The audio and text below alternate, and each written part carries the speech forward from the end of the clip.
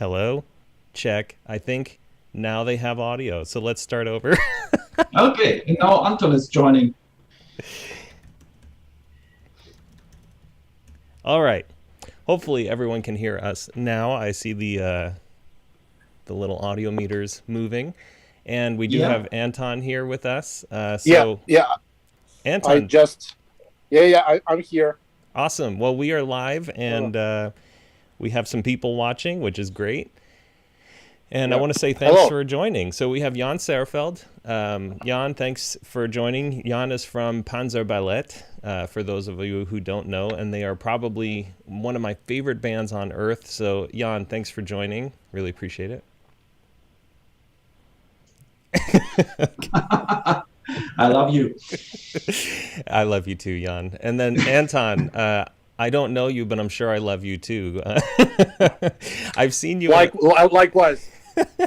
I've seen you in a lot of stuff that Jan has sent me, and then other stuff I've come across on YouTube. Man, what was that album that you did with the Rhythm of Moscow?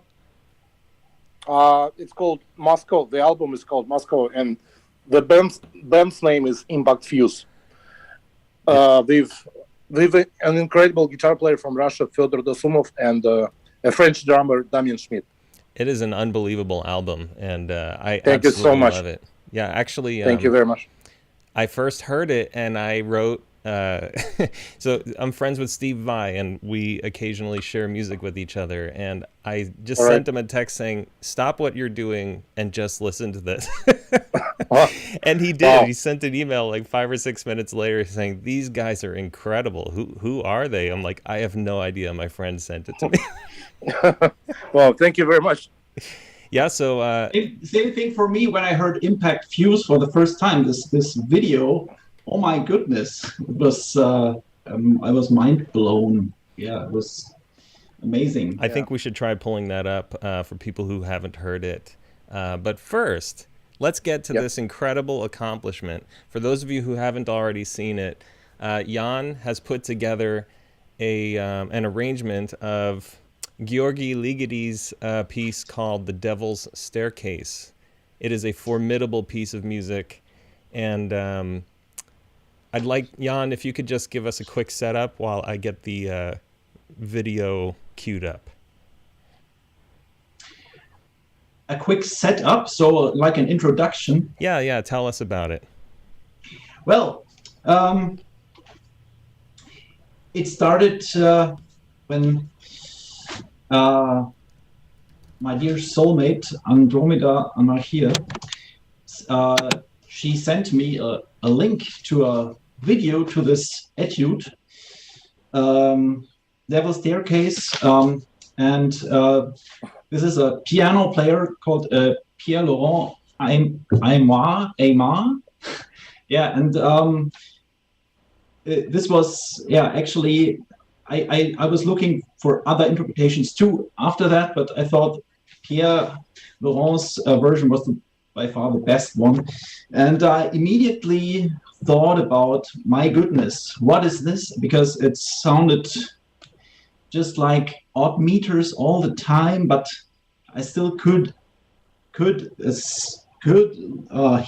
that there is some groove to it, and actually that it has it's somehow connected, and so I immediately bought these music sheets, the music score, and as you can see, there is it's just basically 4/4, or it's notated well as a 12/8. But with, you can see it as a 4/4 grouped in 3 bars of 4/4s felt in triplet notes. So, and it's throughout the whole piece, you have this constant tempo, and I thought immediately about, wow, this is like Meshuggah's style, like this song composition, Dances to a Discordant System. It reminded me of that, but just way more complex. And I thought, well, what about? And then Andromeda, she told me, hey, you got to make a Meshuggah version out of that. And I thought, yeah, Meshuggah, or imagine Meshuggah playing that stuff. So I thought, well, yeah, that would be nice, but it's very complex, very, very complex. So I thought, well, let's try it. So I sat down and grabbed my guitar and, well, tried to play the first few bars. Like the first bar, it took me ages. Like okay. like I had to find a way. Before we get into the how, that's a good setup. It's just a ridiculous piece of music. We've got Anton on the bass on this piece, and Marco Minnemann on drums. So let me just pull up the video here. Okay.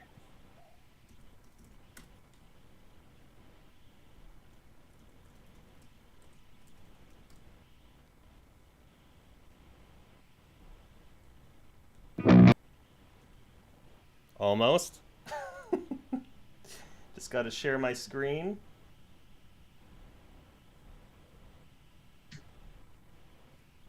All right, it's $1 million shop over here, guys, in case you can't tell. Here we go.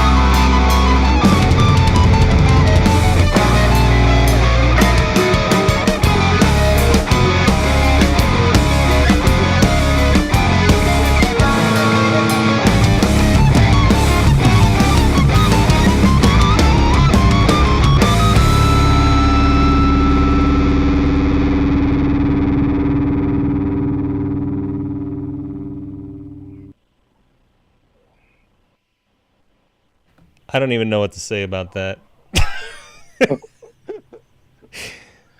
A simple little 4/4 song, right? Little ditty. Yeah. Anton, what did you make of this when you first started playing through it?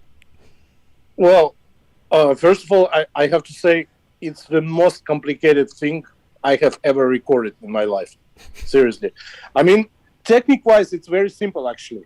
But counting-wise, just, to get through all these syncopations and just to make it in time, in correct places, it took me quite a while, to get used to it.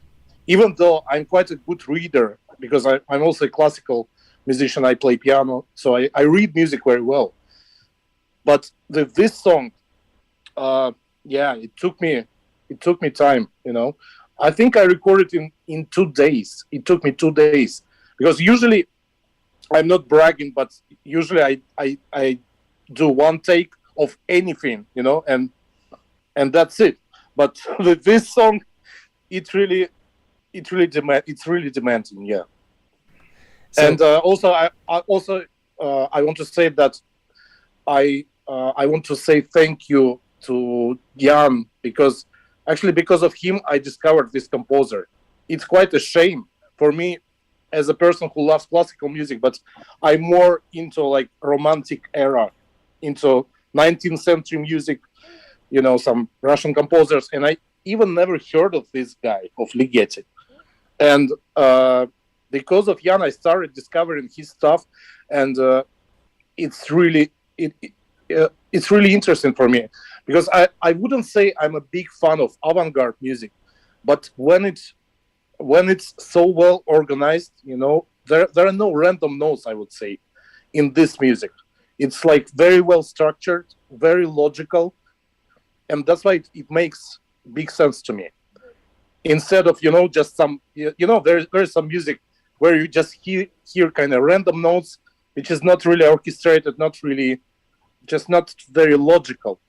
So this piece, is very, very interesting. And again, thank you so much, Jan, that you showed me this wonderful composer, and I'm now on my way to discover more music of him. Yeah. Yeah, for those of you who don't know, Ligeti has a set of piano etudes that are thought to be some of the most difficult piano music ever written. And I mean ever. I don't mean like of the 20th century or something. It's like ever. And if you recognize his name, he's contributed music to some pretty amazing other pieces of art, including Stanley Kubrick's 2001 film. So he's not just some guy who, like Conlon Nankaro, who like lived in a closet in the middle of Mexico making music for himself. This music was performed by orchestras and is still carrying on today to challenge musicians. And that's one thing I love that Jan brought to the forefront here.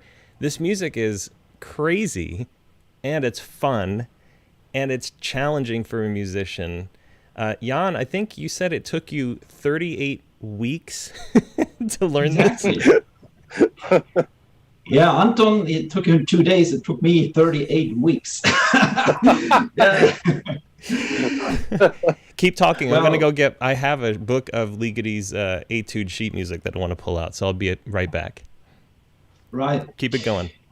I keep it going. So, of course, I had to figure out a way how to play it on guitar, because it's not written for guitar. It's written against guitar. So, and the piano has of course the range of the piano is way bigger, and so I already used my 8-string guitars to be able to play this. Oh, what? Something happened? No, we're good. You can hear me, okay? So I had to find out a way how to play it and to arrange it for 2 guitars. I mean, imagine a piano player playing both parts simultaneously, and I had a problem of like learning just like for each hand one guitar, but it was still, I had to thin out a lot of stuff, and it took me a long time to figure out, is it playable after at all? Is it playable or not? It's impossible. Ah! Wow. I don't want to interrupt though. How you guys doing? Oh, very good. Continue with what you're saying. Yeah, I sent Steve an email while we started talking, but we're just busting out some of the sheet music and talking about how Ligeti's music is impossible for most musicians to play, and it's beautiful, but it's not designed just to be challenging. It's designed to be listened to and performed. Steve, it would be great to hear your thoughts on Ligeti and his music now that you're here. Well, if I could grab the ladder and climb it with both hands right now, I have a stack of Ligeti scores like that up there. I discovered him, I forget exactly when. I think I may have first heard him where I heard most of the very influential classical music that I was exposed to, which was at the library at Berkeley when I was 20 or 19, 18. And there was something about what he was doing that was just completely, it was separate from Stravinsky, it was separate from Varese. It was, he just had this ability to create these sonic tapestries that were unique. I think I wrote to you that Atmospherics, you know that piece? That's the scariest piece of music ever written. I mean, if you're in a dark room and you're listening to that, it's terrifying just because of, and his compositional techniques, the way he uses dynamics, you know, it doesn't mean anything for him to put like 8 fortissimos on a note or like, you know, multiple tenutos to get his point across. Like, this is loud, you know, and it forces you to like perform something completely different. And his bagatelles, I forget how you pronounce them, but his woodwind quintets and all of his woodwind pieces, they're just so beautiful and free, you know. So I really gravitated to his music many years ago, and never did I ever think a rock band or conventional rock musicians would attempt to play any of his pieces. So when Anthony sent me this, I was tickled to death. You guys crushed it. Congratulations. I was so tickled when I saw that. You kicked ass. It was really, really cool. So Jan Zehrfeld, Jan is the guy who did the arrangement. It took him 38 weeks to do this. And then Anton is the bassist in the video. Yes. Great work, guys. For guys like me, that's just such a real treat because you don't get to hear that or see that. And when you listen to it, it's so obvious that no kind of fusion, jazz, classical, or rock and roll mind could compose something like that and have it sound that way. So it was really great. Doesn't sound like anything ever anywhere. Yeah, well, my intention was because I wanted to explore the groove behind the piece. Because if you have this played by a piano player, you have these 2 layers, like the 4/4 feeling, but also these superimposed odd meter rhythms. And I wanted to create something to outline both layers, both the 4/4 layers. That way I had to do a drum part, which is beautifully performed by Marco Minnemann, to outline both things like the backbeat and also, of course, strengthen all these odd meter stuff superimposed and to really make both listenable too, and also make it, for me, it's danceable now, because people tend to joke around, okay, let's dance it, but I think somebody just rolled over in their grave. Oh yeah, I'm sorry, go ahead. It is actually danceable because I think that it's a amazing groove behind it, and if you have all those atmospheric parts, also there's also still groove inside of that. And I just wanted to outline that it was worth the work. Those 38 weeks were worth it totally, because I learned so much about music and and about groove as well. It's just such an interesting merging, though, and hearing Marco, the part that he played. Did you orchestrate his part? Yeah, it was totally composed, except maybe some fills or something. But basically, yes. Well, it just gave a whole new spin. Like you say, the rhythm. It outlines certain aspects of the compositional process that you wouldn't recognize unless you heard it with that kind of a rhythm. Yeah, exactly. And the piano, it has a high dynamic range. The piano performs in a very from pianissimo, 4-piece until 8 Fs. It's with a rock band, it's not that easy to create these dynamics.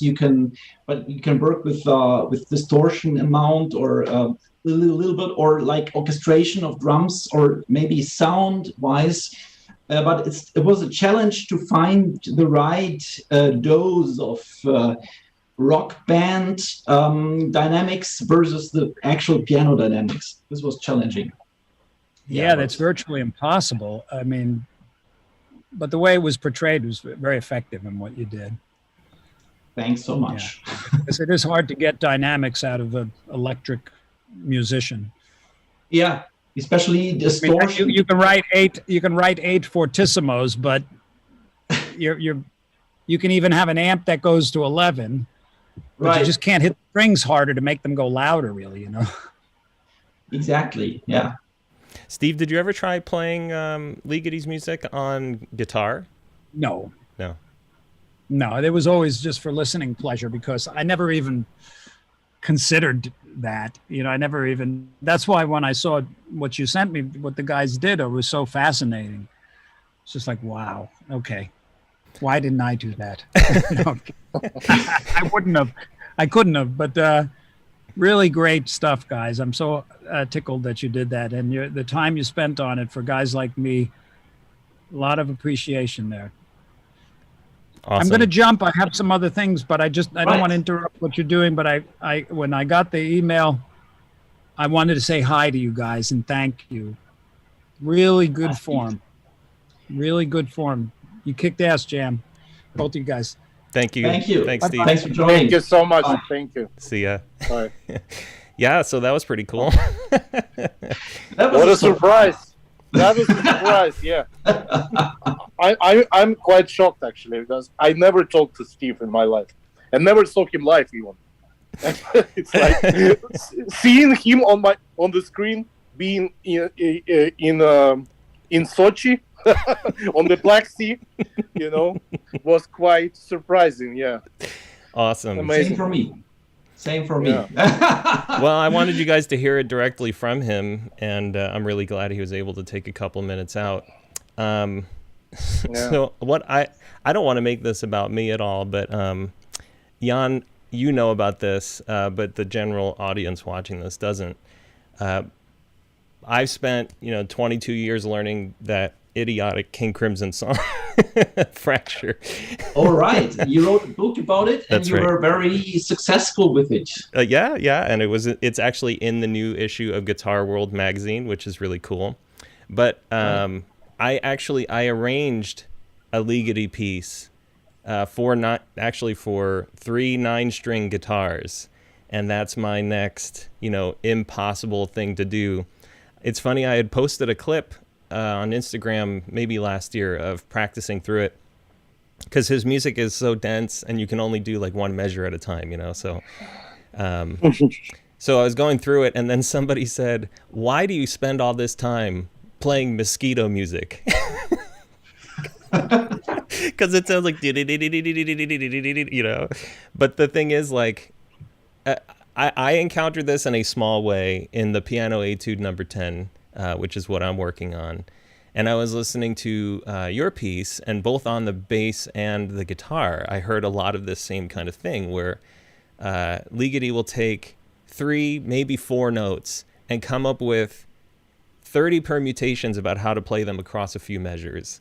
Could you talk about like the memorization process? Because I know you're reading, but even when you're reading, when all the notes are a half step or maybe a whole step apart, and it's just little permutations of tiny patterns, reading the music is almost not helpful. It's more confusing. So could you talk through your practice and learning experience?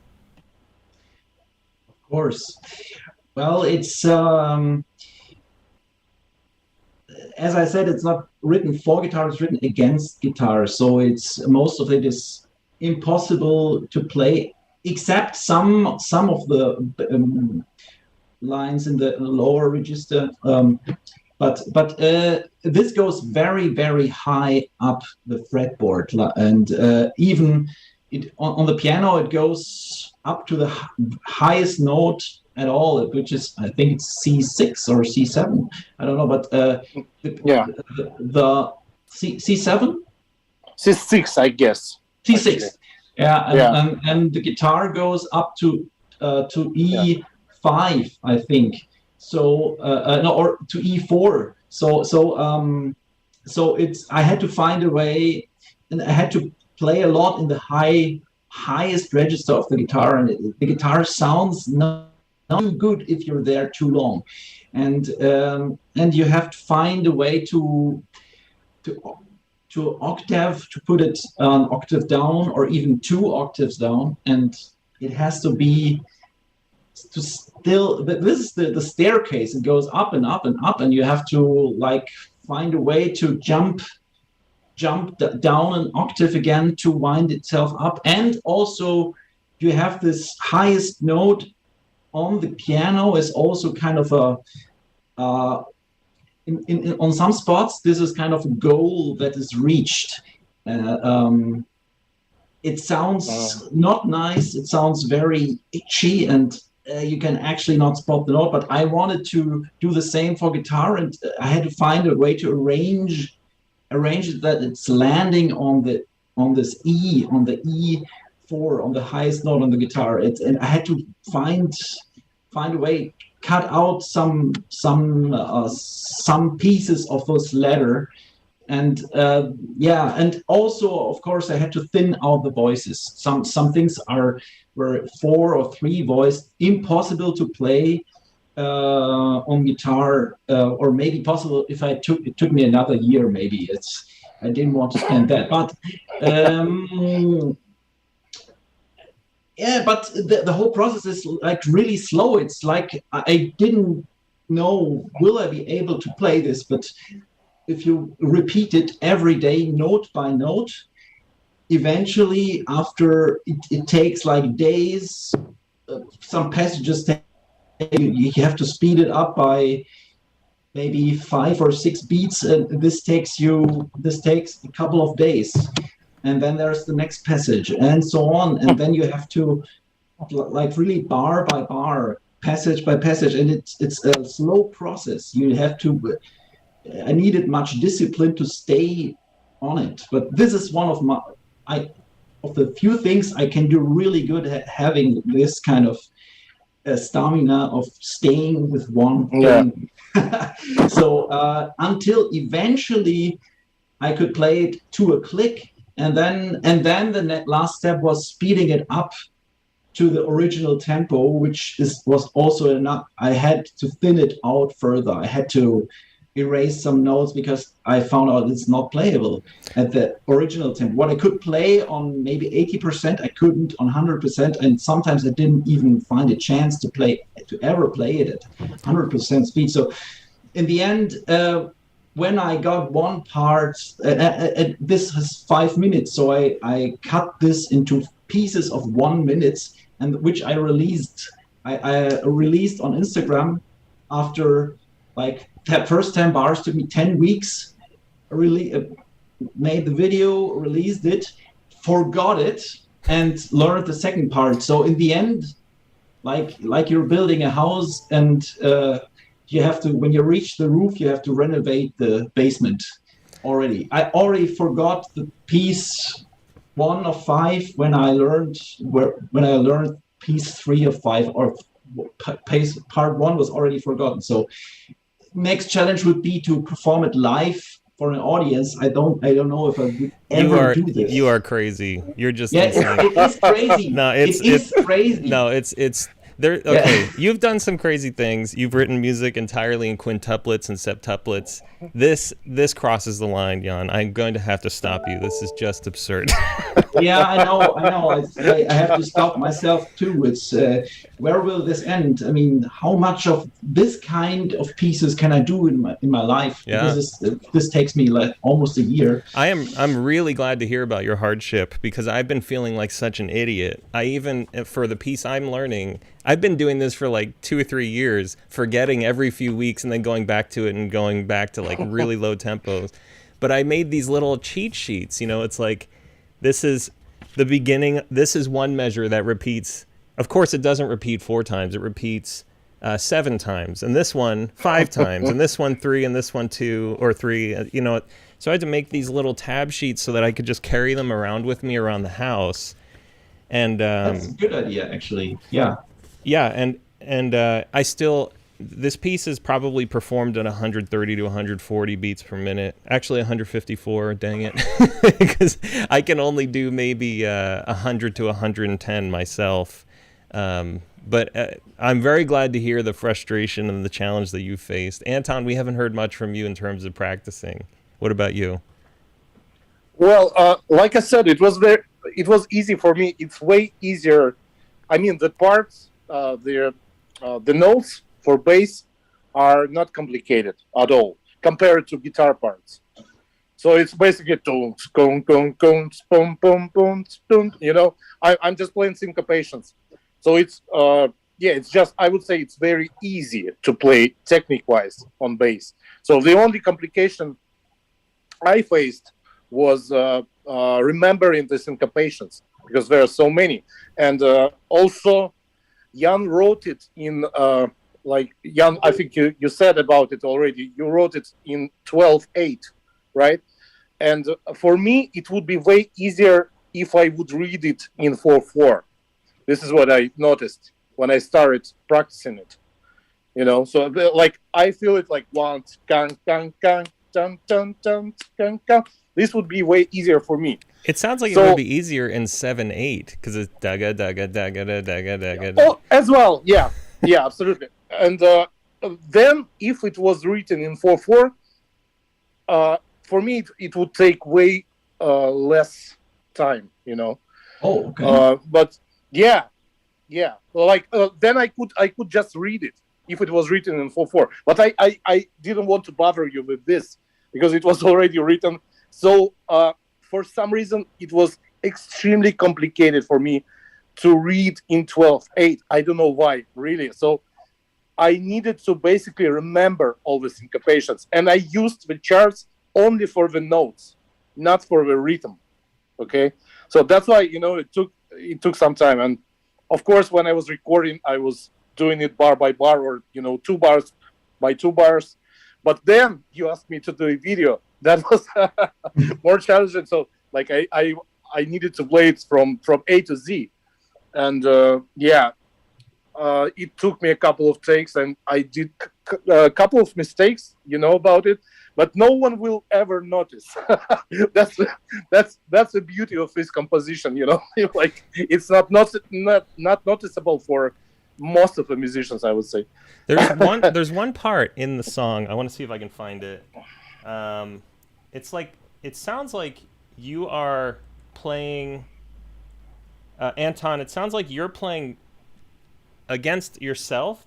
Yeah, that's right. Is that what's happening there? No, it's not there. I don't know if I'll be able to find it. Anyway, it's like it sounds like there's 2 basses going on, boom, boom, boom, boom, boom. No. I think you are talking about this part in the middle of the composition where I play like off beats, right, Jan? Yeah. Yeah, I think it's interlocked with 8-string guitar. Yeah. So So I'm playing kind of against the guitar. Yeah, like that. Kunt. Yes. You know. Yes. exactly. I can't Yeah, find but it. it's just one bass guitar. Yeah, it's I didn't do any Okay. other takes. All right. Cool. Well, I feel like we've given the audience more than they need to hear about this. Yes, definitely. Probably. But I think this is what I wanted to say. Excuse me, I wouldn't have this work is because of the pandemic and the lockdown. I wouldn't have done it without the lockdown because I had so much time, no gigs, so much time left, and also like too depressed to create something new. I wasn't creative at the time, but I needed some kind of task for myself, and this was something like made for this pandemic lockdown, because I could really, like, every day I could sit down and work and practice on that. So without that, I would never have had enough time to finish that. So right. Right. Well, I guess if that's one good thing we got out of this pandemic, then it was worth it. No. Yeah. Okay. So I don't mean to be insensitive. I have friends who lost their lives and everything, but I wanted to play the Impact Fuse song, "Rhythm of Moscow." So Anton, could you set up, just provide a little bit of background about Impact Fuse and this album? Yeah, sure. So I and this guitar player, we were studying together at a musical college in Moscow from 2001. This is actually when I started playing bass. I started playing bass in 2000, 22 years ago for now. And before that, I was a piano player only.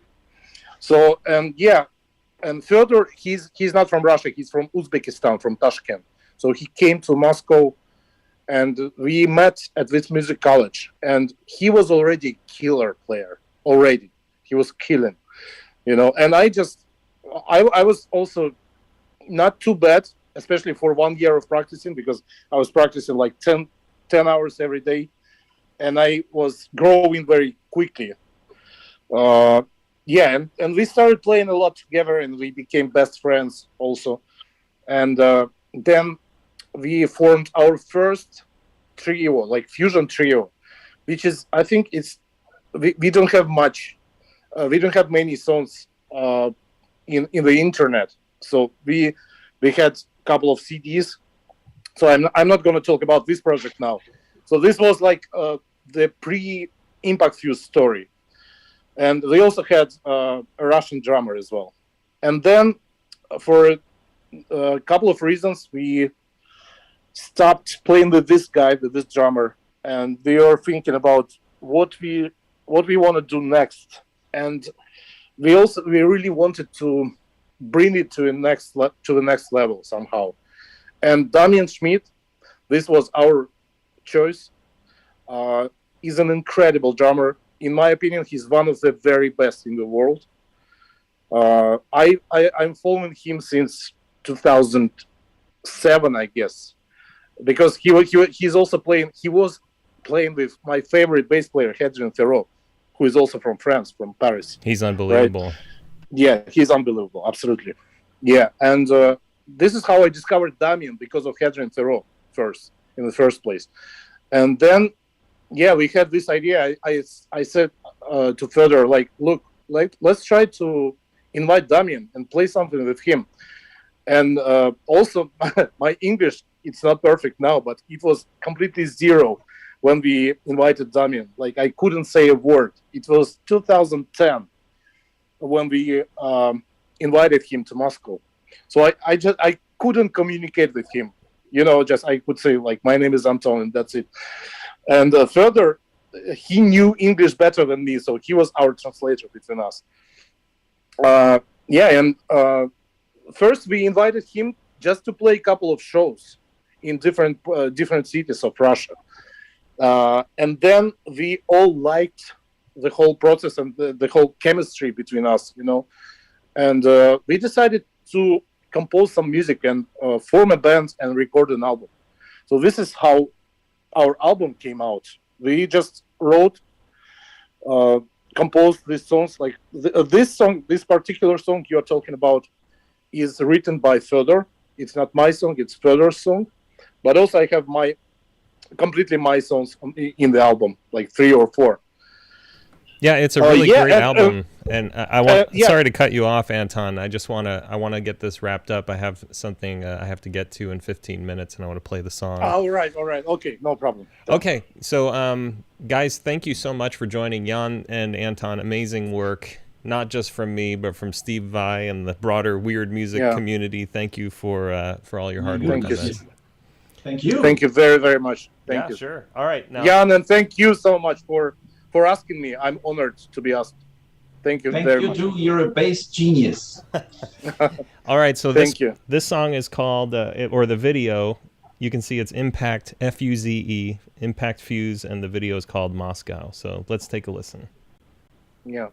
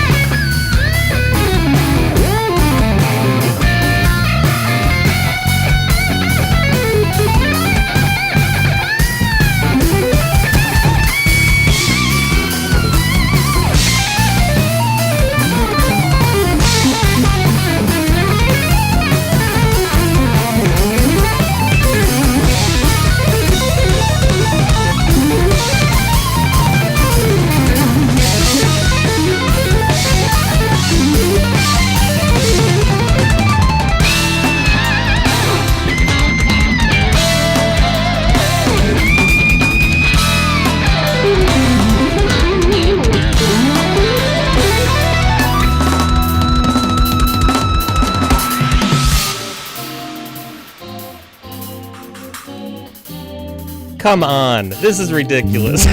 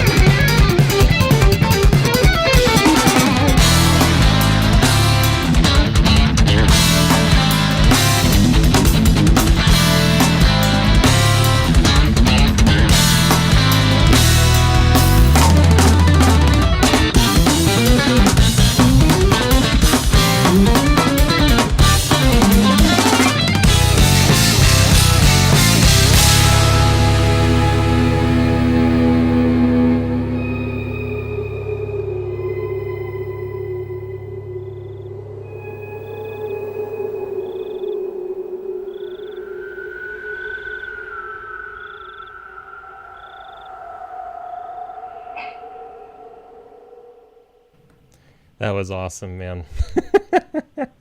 Thank you so much. Thank you so much for playing it.